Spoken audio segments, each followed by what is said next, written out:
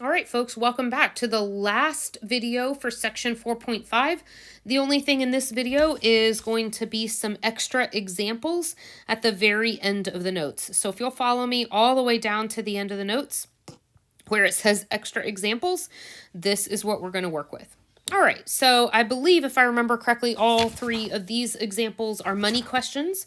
So let's take a look. We've got $5,000 that we're investing in an account that pays 4% annual interest. We're compounding continuously. Remember, continuously tells me to use this formula. How much is going to be in the account in 8 years if we don't withdraw any money? So let's go ahead and we'll write the formula first. $5,000 is what is our initial amount. 0.04 is our rate, written as a decimal, and our time is 8 years. Just plug that into your calculator and you'll get that $6,885.64 is going to be in the account in 8 years if you don't withdraw anything. Let's look at example B. Find t, or time, to the nearest hundredth of a year if $1,786 becomes $2,063 at 2.6% interest, where the interest is compounded monthly. All right, the fact that it's compounded monthly tells me don't go use this formula, use the messier formula that we had at the very beginning. So this is the formula that we're going to use. And my p-value is going to be 1786. My a value, my future amount, is the 2063. This is going to be my rate, and I'm going to write it as a decimal. Compounding monthly says that my n is going to be 12. And I'm looking for t, so I don't know the value of t. So go ahead and let's plug all of those things in, and this is what it's going to look like. All right, so this is a whole lot like the big gray box in this section that says, hey, your unknown is in the power. So the first thing that we're going to do is we want to get our base and our power alone. And the way that I'll start out by doing that is let's divide on both sides by this 1786 number. All right, my base and power are now alone. And so now what I want to do is log both sides. You can choose the common log. You can choose the natural log. It doesn't matter on this one because I don't have tens and I don't have e's. So it doesn't really matter which one you choose. So I decided to choose the common log. Then I can use my power rule and I can get my power out to the front. Remember, this is being multiplied. And also remind yourself that you're trying to solve for t. You're trying to get t alone right now.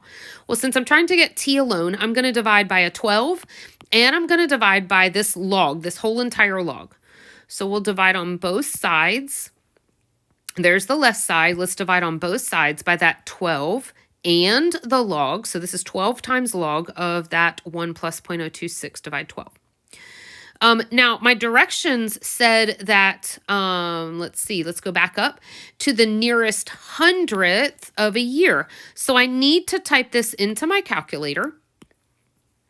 When I type it into my calculator, I'm going to get 5.551496. And the nearest hundredth of a year will be approximately 5.55 years. So if I want to leave 1786 in this account and we want it to grow to 2063 compounded monthly, how long is it going to take to grow to that amount? It's going to take a little over 5.5 years. All right, part C then is the last of these three money examples. And it says here, at what interest rate? So immediately I know that I'm looking for an R. This is my unknown to the nearest hundredth of a percent. Will 16,000 grow to 20,000? So I know that this is my initial amount and this is my future amount. I'm going to be investing for 7.25 years. And I'm told that my interest is compounded quarterly. So the compounding quarterly is what tells me which formula to use. So I'm going to use the messier formula. And let's go and plug everything in. Now in this case, it's not my unknown that is in the power. Now my unknown is in the base. But the concept is the same. I'm still going to get my base and my power alone. So I'll do that by dividing by 16,000 on both sides. When I divide by 16,000, I can reduce that number a little bit. Notice that I divided top and bottom by 1,000. I know that the number 20 over 16 can be reduced further, but I just didn't take the time to do that. So now I'm actually going to write this out to the side over here so that you can see what I've done. So I have a 20 over a 16 is equal to 1 plus r over 4 raised to the 29th power. Well, how do I get rid of a 29th power? Well, I'm going to take the 29th root of both sides. But remember, in this chapter, instead of taking the 29th root, I'm going to use the fraction powers, and I'm going to raise both sides to the 1 over 29th power. This allows over here, when you raise a power to a power, your powers are going to cancel. All right, and so then you're going to have the left side is 20 over 16 raised to the 1 over 29th power is equal to 1 plus r over 4. Let's go ahead and subtract the 1.